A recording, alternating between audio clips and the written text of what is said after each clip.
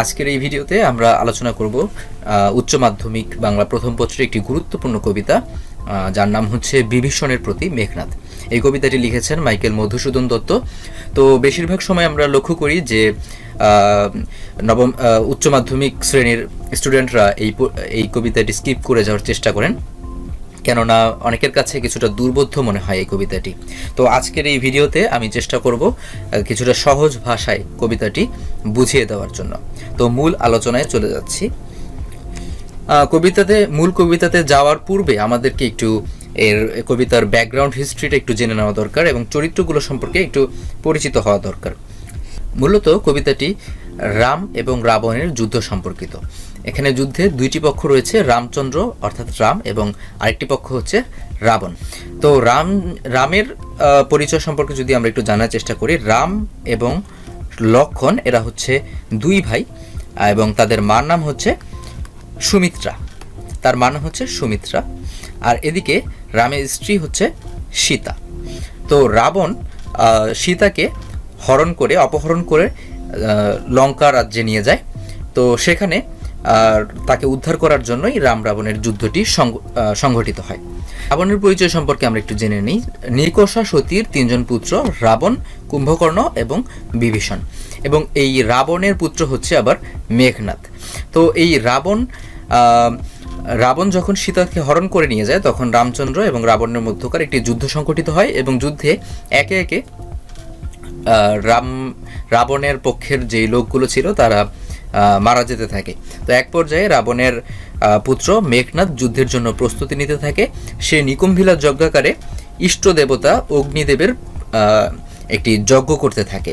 সেই যজ্ঞরত অবস্থায় লক্ষণ গিয়ে উপস্থিত হয় নিকুম্ভিলা যজ্ঞাকারে তাকে প্রবেশ করতে সাহায্য করে বিভীষণ।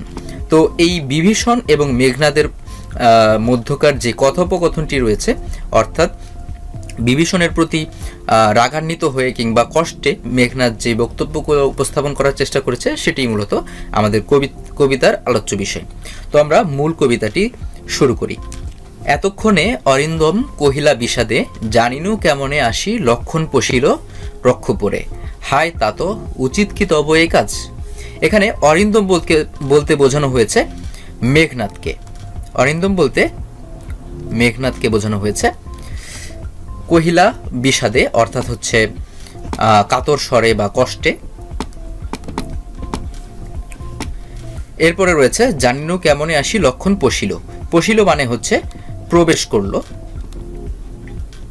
করলো। আর তাতো মানে হচ্ছে চাচা। অর্থাৎ অরিন্দম মানে হচ্ছে মেঘনাদ তার চাচা বিভীষণের উদ্দেশ্যে প্রশ্ন করছে যে চাচা, এই রক্ষপুরে লক্ষণ কিভাবে প্রবেশ করলো। আর সে বুঝতে পেরেছে যে একমাত্র তার চাচা বিভীষণই লক্ষণকে এই কাজে সহায়তা করেছে। সেজন্য চাচাকে সে প্রশ্ন করেছে, উচিত কি তব এই কাজ, মানে তোমার এই কাজ করাটা কি উচিত হয়েছে। সুতরাং আমরা যদি সহজভাবে একটু বলার চেষ্টা করি, সেক্ষেত্রে এটা দাঁড়াবে যে সে বিষাদের সুরে তার চাচাকে বলছে সে যে বুঝতে পেরেছে কিভাবে লক্ষণ এসে প্রবেশ করলো এই যজ্ঞাগারে। তো চাচা, এই কাজটা কি তোমার করা উচিত হয়েছে। পরের অংশ দেখব। নিকষা সতী তোমার জননী।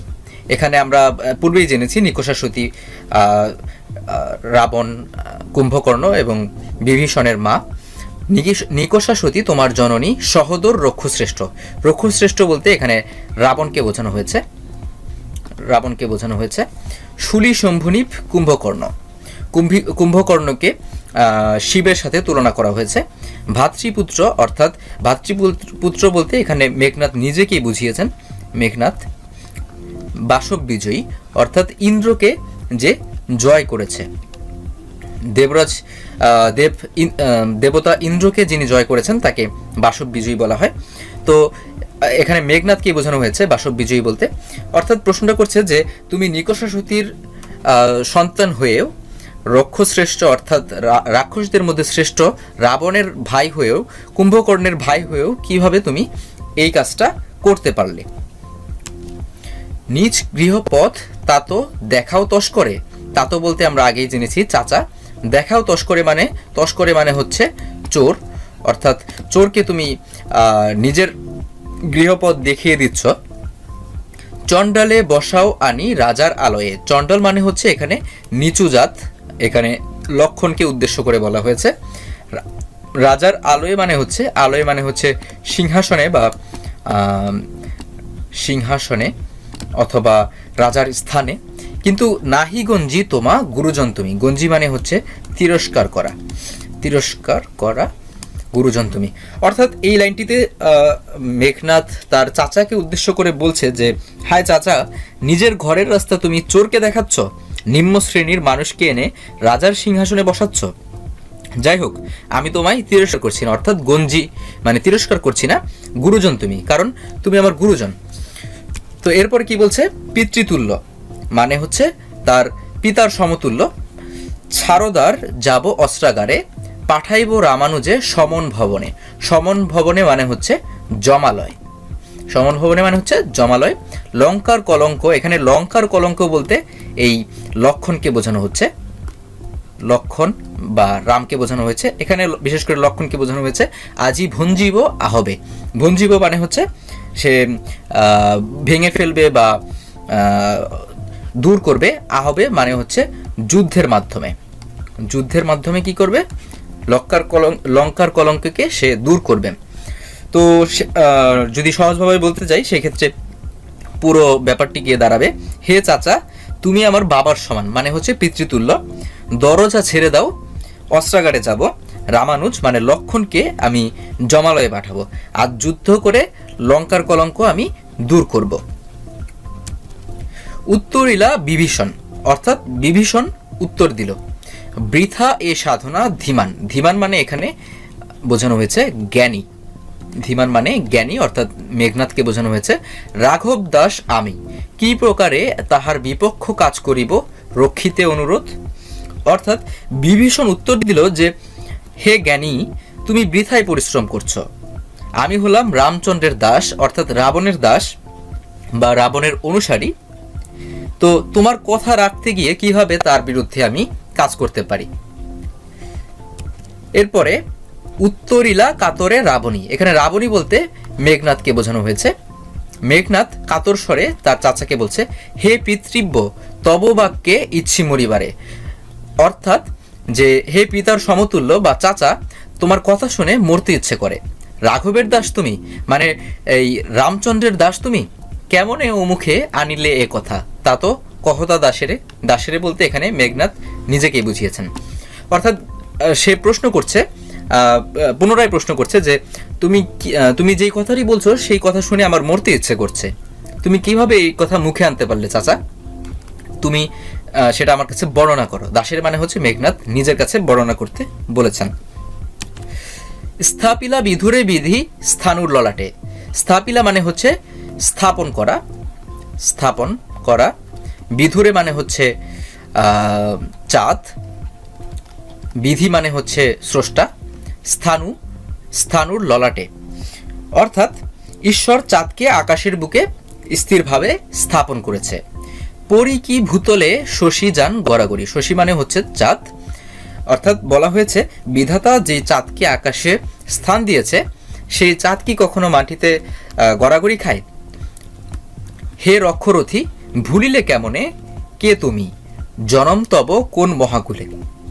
অর্থাৎ হে মহান বীর, তুমি কি করে ভুলে গেলে যে তুমি কে, তোমার পরিচয় কি, তোমার বংশমর্যাদা।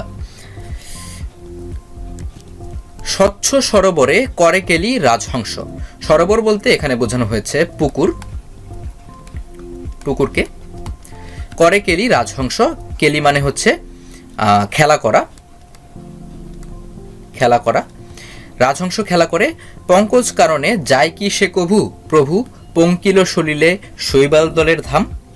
অর্থাৎ এখানে বোঝানো হচ্ছে যে রাজহাঁস খেলা করে স্বচ্ছ পরিষ্কার পুকুরে বা পরিষ্কার পানিতে। তো সে কি কখনো কাদাযুক্ত কাননে কিংবা বাগানে যায়?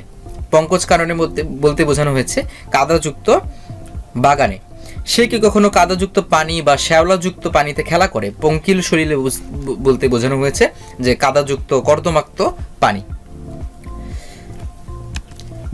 মৃগেন্দ্র কেশরী, এখানে বোঝানো হয়েছে সিংহকে, পশুরাজ সিংহ। করে কবে হে বীর কেশরী সম্ভাসে শ্রীগালে মিত্রভাবে? অজ্ঞদাস বিজ্ঞতম তুমি। অজ্ঞদাস বলতে এখানে মেঘনাদ বোঝাচ্ছে সে নিজে অজ্ঞ, কিন্তু তার চাচা বিজ্ঞ, অর্থাৎ বিভীষণকে বোঝানো হচ্ছে। অজ্ঞদাস বিজ্ঞতম তুমি, অবিদিত নহে কিছু তোমার চরণে। অবিদিত মানে হচ্ছে অজানা। অর্থাৎ এখানে মেঘনাদ তার চাচাকে একটি উদাহরণ দেখাচ্ছে যে মৃগেন্দ্র কেশরী তথা পশুরাজ সিংহ শ্রীগালকে কি আদর করে ডাকে? আমি অজ্ঞ, কিন্তু তুমি তো বিজ্ঞতম, তোমার কিছুই তো অজানা নয়। ক্ষুদ্রমতি নর সুর লক্ষণ, নহিলে অস্ত্রহীন যোধে কি সে সম্মধে সংগ্রামে? কহ মহারথী, এ কি মহারথী প্রথা? নাহি শিশু লঙ্কাপুরে, শুনি না হাসিবে এ কথা। ছাড়হ পথ, আসিব ফিরিয়া এখনই। এখানে লক্ষণকে খুব তিরস্কার করা হচ্ছে। বলা হচ্ছে যে লক্ষণ হলো সংকীর্ণ চিত্তের অধিকারী। তা যদি নাই হতো তাহলে সে অস্ত্রহীন অবস্থায় কাউকে যুদ্ধের আহ্বান করতো না। হে বীর বা যোদ্ধা, মহারথী বলতে বোঝানো হয়েছে হে বীর বা যোদ্ধা। এটা কি মহারথী প্রথা, অর্থাৎ এই যুদ্ধের প্রথা, এটা কি যুদ্ধের কোনো প্রথা? এই কথা শুনলে লঙ্কাপুরের প্রত্যেকটা শিশু হাসবে। তুমি দ্বার ছাড়ো, আমি এখনই ফিরে আসব। দেখিব আজি কোন দেব বলে, বিমুখে সমরে মোরে সৌমিত্রী কুমতি। দেব দৈত্য নররণে সচক্ষে দেখেছ, রক্ষশ্রেষ্ঠ পরাক্রম দাসের। কি দেখি ডরিবে এ দাস হীন দুর্বল মানবে। অর্থাৎ এখানে বোঝানো হচ্ছে যে আজ দেখেই ছাড়ব যে কিভাবে সৌমিত্রী কুমতি, অর্থাৎ সুমিত্রার সন্তান মানে লক্ষণকে বোঝানো হচ্ছে, মন্দবুদ্ধির লক্ষণ কিভাবে আমার সাথে মোকাবেলা করতে পারে। দেবতা দৈত্য মানুষ সবাই আমাকে দেখেছে যুদ্ধক্ষেত্রে, কি দেখে আমি ভয় পাবো লক্ষণের মতো একজন দুর্বল মানুষকে? নিকম্ভিলা যজ্ঞাগারে প্রগল্ভে পশিল দম্ভী, আজ্ঞা করো দাসে শাস্তি নরাধমে। তব জন্মপুরে তাত পদার্পণ করে বনবাসী। হে বিধাত নন্দন কাননে ভ্রমে দুরাচার দৈত্য, প্রফুল্ল কমলে কীটবাস। অর্থাৎ এখানে বলা হচ্ছে কোনো ভয়ডর ছাড়া লক্ষণ প্রবেশ করেছে নিকুম্ভিলা যজ্ঞাগারে। হে চাচা, আমাকে আজ্ঞা করুন, এই নরাধমকে আমি শাস্তি দিই। চাচা, আপনার জন্মভূমিতে বনবাসীরা পদার্পণ করেছে। হে ঈশ্বর, স্বর্গের বাগানের মতো এত সুন্দর লঙ্কাপুরীতে দুরাচার দৈত্যের আগমন ঘটেছে। এ যেন সুন্দর পদ্ম ফুলে কীটের বাসা। অর্থাৎ এখানে এই লঙ্কাপুরীতে লক্ষণের যে আগমন অর্থাৎ প্রবেশ করেছে লক্ষণ, সেই লক্ষণের সেই প্রবেশটাকে সে প্রফুল্ল কমলে কীটবাস, অর্থাৎ প্রফুল্ল ফুলের মধ্যে কীটের বাসের সাথে সে তুলনা করছে। কহতাৎ সহিব কেমনে, হেন অপমান আমি ভাতৃপুত্র তব। তুমিও হে রক্ষরথী সহিছ কেমনে, মহামন্ত্র বলে যথা নম্র শিরফণি মলিন বদন লাজে। হে চাচা, আমায় বলুন এহেন অপমান আমি কিভাবে সইতে পারি? আপনার ভাইয়ের ছেলে হয়ে আপনিই বা কিভাবে এসব সহ্য করছেন? মন্ত্র বলে বশীভূত হয়ে সাপ যেমন ফনা নামিয়ে রাখে লজ্জায়, আপনিও তারই মতো করছেন। অর্থাৎ মেঘনাদ তার চাচাকে অপমানের স্বরে বলছেন যে আপনি কিভাবে এই বিষয়টা আপনি সহ্য করছেন। যেভাবে মন্ত্র করলে সাপ তার ফনা নামিয়ে রাখে, ঠিক একইভাবে আপনি সেই ধরনের কাজটি করছেন। উত্তরিলা রথী রাবণ অনুজ, লক্ষ্মী রাবণ আত্মজে। নহি দোষী আমি বৎস, বৃথা ভৎস মোরে তুমি। নিজ কর্মদোষে হায় মজাইলা, এ কনক লঙ্কা রাজা মজিলা আপনি। রথী বলতে এখানে বোঝানো হয়েছে বিভীষণকে। বিভীষণ বলছে যে, উত্তর দিচ্ছে যে হে বৎস, আমি দোষী নই, তুমি শুধুই আমাকে তিরস্কার করছো। তুমি নিজেদের কর্মদোষে এই সোনার মতো লঙ্কা রাজ্যকে তোমরা হারাতে বসেছ, এখন নিজেদেরকেও ধ্বংসের পথে ঠেলে দিচ্ছ, অর্থাৎ মজিলা আপনি।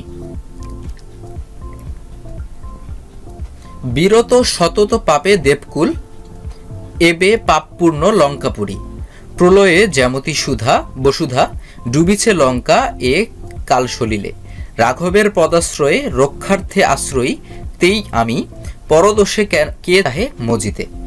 এখানে বিভীষণ বলছে যে দেবকুল সর্বদা পাপ কাজ থেকে বিরত থাকে, এই লঙ্কাপুরী পাপে পরিপূর্ণ হয়ে গেছে। প্রলয় সংঘটিত হলে পৃথিবী যেমন ডুবে যায়, তেমনি লঙ্কা আজ ডুবতে বসেছে পাপের ভারে। রুশিলা বাসব ত্রাস, গম্ভীরে জ্যামতি নিশীথে অম্বরে, মনরে জিমুতেন্দ্র কবি, কহিলা বীরেন্দ্র বলি। মেঘনাদ, এখানে বাসব ত্রাস বলতে বোঝানো হয়েছে মেঘনাদকে বোঝানো হয়েছে। গম্ভীরে জ্যামতি নিশীথে অম্বরে, মনরে জিমুতেন্দ্র কপি, অর্থাৎ মেঘনাদ যে কিনা ইন্দ্রের ভয়ের কারণ, সে রাগে গর্জন দিয়ে উঠল। রাতের অন্ধকারে গম্ভীর আকাশে বিদ্যুৎ চমকালে যেমন হঠাৎ সবাই আতকে ওঠে, ঠিক সে একইভাবে সে গর্জন দিয়ে উঠল এবং বলতে লাগলো, ধর্মপথগামী হে রাক্ষস রাজানুজ, বিখ্যাত জগতে তুমি কোন ধর্মপথে কহ দাসে শুনি, জ্ঞাতিত্ব ভ্রাতৃত্ব জাতি এ সকল দিলা জলাঞ্জলি। শাস্ত্রে বলে গুণবান যদি পরজন, গুণহীন স্বজন, তথাপি নির্গুণ স্বজন শ্রেয় পর সদা। হে ধর্মের পথগামী রাক্ষস রাজার ছোট ভাই, অর্থাৎ রাক্ষস রাজানুজ বলতে এখানে বিভীষণকে বোঝানো হচ্ছে যে তুমি এ জগতে বিখ্যাত। এ দাসেরে মানে মেঘনাদ নিজেকে বুঝিয়েছেন যে এ দাসের একটু বোঝাও কোন ধর্মমতে তুমি জ্ঞাতিত্ব মানে আত্মীয়তা, ভ্রাতৃত্ব মানে হচ্ছে ভাইয়ের বন্ধন, জাতি মানে দেশের মানুষ, এই সব কিছুকে জলাঞ্জলি দিলে। শাস্ত্রে আছে স্বজন যদি গুণহীন হয়ও, কিন্তু পরবিকে যদি গুণবানও হয়, সেক্ষেত্রে গুণহীন আত্মীয়ই শ্রেয়, কেননা পর সবসময় পরে থাকে। এ শিক্ষা হে রক্ষবর কোথায় শিখিলে, কিন্তু বৃথা গঞ্জিত মা। হেন সহবাসে হে পিতৃব্য বর্বরতা কেন না শিখিবে, গতি যার নিজ সহ নিজ সে দুর্মতি। অর্থাৎ এই শিক্ষা হে রক্ষকুলের বীর চাচা তুমি কোথায় শিখলে? অবশ্য তোমায় তিরস্কার করে কোনো লাভ নেই, কারণ যার সাথে তুমি থাকো তার বর্বরতা কেনই বা তুমি না শিখবে। যাদের গতি নিজ তাদের মতিও নিজ। অর্থাৎ এখানে সে রামকে তিরস্কার করে এই কথাটি তার চাচাকে বলেছেন। তো এই ছিল মূল কবিতাটির আমরা ব্যাখ্যা সহ জানতে পারলাম। তো আশা করি সকলের বুঝতে কিছুটা হলেও সুবিধা হবে। পরবর্তী ভিডিওতে আমরা নতুন কোনো কবিতা নিয়ে আলোচনা করব। সেই পর্যন্ত সবাই ভালো থাকো, সুস্থ থাকো এবং নিরাপদে থাকো। ধন্যবাদ সবাইকে।